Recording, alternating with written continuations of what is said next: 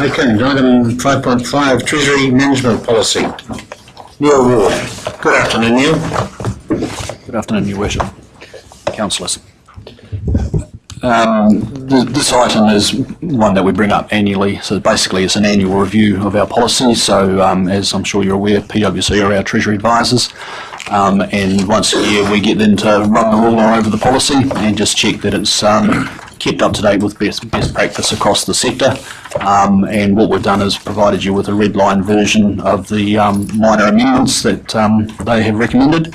I'll take it as read and happy to take any questions on that. Okay. Thank you, Neil. Any questions of Neil?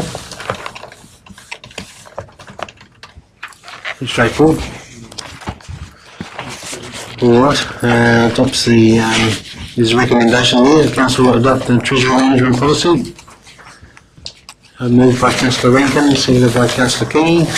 All those in favour, please say aye. Aye. Those against? Yeah, thank you very much, Neil.